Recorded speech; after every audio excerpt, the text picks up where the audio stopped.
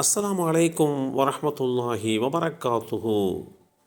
இரட்சகனின் திருப்தியே உயர்வானது.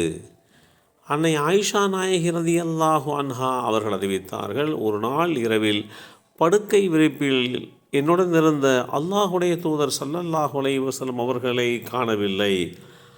ஆகவே அவர்களை நான் தேடினேன். அப்போது அவர்கள் பள்ளிவாசலில் சிரவணக்கம் சஜிதா செய்து கொண்டிருந்தார்கள். எனது கை நட்டு வைக்கப்பட்டிருந்த அவர்களது உள்ளங்காலில் பட்டது. அப்போது அவர்கள், யா அல்லாஹ், உன் திருப்தியின் மூலம் உனது கோபத்திலே இருந்தும் உன் மன்னிப்பின் மூலம் உனது தண்டனையிலே இருந்தும் உன்னிடம் நான் பாதுகாப்பு கோருகிறேன்.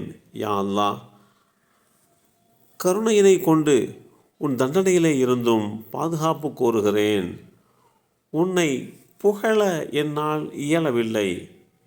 உன்னை நீ புகழ்ந்து கொண்டதை போன்றே நீ இருக்கிறாய் என்று பிரார்த்தித்தார்கள். இந்த செய்தி ஸஹீஹ் முஸ்லிமில் 839 என்ற எண்ணிலே பதிவு செய்யப்பட்டிருக்கிறது. வேதமறை குர்ஆனிலே அல்லாஹுவின் திருப்தியை குறித்து அறிவுறுத்துகின்ற அந்த வசனங்கள், அல்லாஹுவின் திருப்தியே அனைத்தையும் விட சிறந்தது, அதுவே மகத்தான வெற்றியும் ஆகும். அல் குர்ஆன் அத்தியாயம் 9 சூரத்து தௌபா வசனம் 72 தெளிவுபடுத்தப்பட்டிருக்கிறது. ஒரு விசுவாசி இரட்சகனுடைய திருப்தியை பெறுவது என்பது பெரும் சிறந்த பாக்கியமாகும். இரட்சகனுடைய திருப்திக்கு எண்ணற்ற சிறப்புகளும் மகிமைகளும் உண்டு. அதனால்தான் அந்த இரட்சகனுடைய திருப்தியை பெற்றவர்களும் அதனை பெறாதவர்களும் சமமாக மாட்டார்கள் என்று அல்லாஹ் அறிவுறுத்தி காட்டுவான். அல்லாஹுடைய தூதர் ஸல்லல்லாஹு அலைஹி வஸல்லம் அவர்கள் அனுதினமும் அல்லாஹ்விடத்திலே பிரார்த்தனை புரிகின்ற போது அல்லாஹுடைய திருப்தியை கேட்டு பெறுபவர்களாக இருந்தார்கள். அவருடைய கோபத்திலே இருந்து பாதுகாவல் தேடக்கூடியவர்களாக இருந்திருக்கிறார்கள் என்கின்ற செய்திகளை எல்லாம் நபிமொழி தொகுப்புகள் நமக்கு தெளிவுபடுத்தி காட்டுகின்றன. நீங்கள் நன்றி செலுத்தினால் உங்களிடம் அதை அல்லாஹ் பொருந்திக் கொள்வான். ஒருவர் மற்றொருவருடைய சுமையை சுமக்க மாட்டார். பின்னர் உங்கள் மீளுதல் உங்களுடைய இரட்சகரிடமே இருக்கின்றது. நீங்கள் செய்து கொண்டிருந்ததை அவன் உங்களுக்கு அறிவிப்பான். உள்ளங்களில் உள்ளதை அவன் அறிந்தவனாவான். அல் குர்ஆன் அத்தியாயம் 39 சூரத்து ஜுமர் வசனம் 7 இந்த செய்தி தெளிவுபடுத்தப்பட்டிருக்கிறது.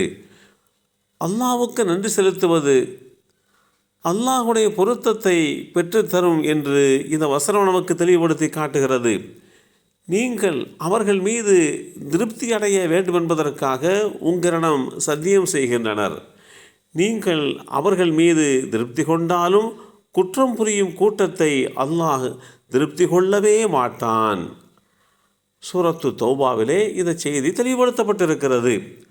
அல்லாஹுடைய பொருத்தம் கிடைக்க சிற்சில குற்றங்களை விட்டு முற்றிலுமாக விலகி இருத்தல் அவசியமானது. காரணம், குற்றம் புரிபவர்களை, பாவங்கள் செய்பவர்களை அல்லாஹ் பொருந்தி கொள்ளவே மாட்டான். அல்லாஹ்வின் பொருத்தம் அவர்களுக்கு கிடைக்கப் போவதுமில்லை. எனவேதான் அல்லாஹுடைய தூதர் ஸல்லல்லாஹு அலைஹி வஸல்லம் அவர்கள் அந்த இரட்சகனுடைய திருப்திக்காக வேண்டியே தன் பிரார்த்தனையில் பெருங்கொண்ட நேரத்தை ஒதுக்கி கொண்டார்கள் என்பதை நாம் புரிந்து கொள்ள முடிகின்றது. அல்லாஹுடைய தூதர் ஸல்லல்லாஹு அலைஹி வஸல்லம் அவர்கள் கூறினார்கள், ஓர் அடியார் அல்லாஹுடைய திருப்திக்குரிய ஒரு வார்த்தையை சர்வசாதாரணமாக அதனுடைய பலனை பற்றி பெரிதாக யோசிக்காமல் பேசுகிறார். அதன் காரணமாக அல்லாஹ் அவருடைய அந்தஸ்துக்களை உயர்த்தி விடுகிறான் என்று குறிப்பிடுகின்ற செய்திகளையும் பார்க்கிறோம். எந்த சூழ்நிலையிலேயும் அல்லாஹ் பொருந்தி கொள்ளாத வார்த்தைகளை நம்முடைய நாவுகளில் இருந்து வெளிப்படுத்திவிடக்கூடாது. எல்லாம் வல்ல அல்லாஹு தஆலா அவருடைய திருப்தியை பெற்றுக்கொண்ட நல்லோர்களாக நம்மையும் நம் சந்ததிகளையும் ஆக்கி வைத்தருள் புரிவானாக. அஸ்ஸலாமு அலைக்கும் வரஹ்மத்துல்லாஹி வபரக்காத்துஹு.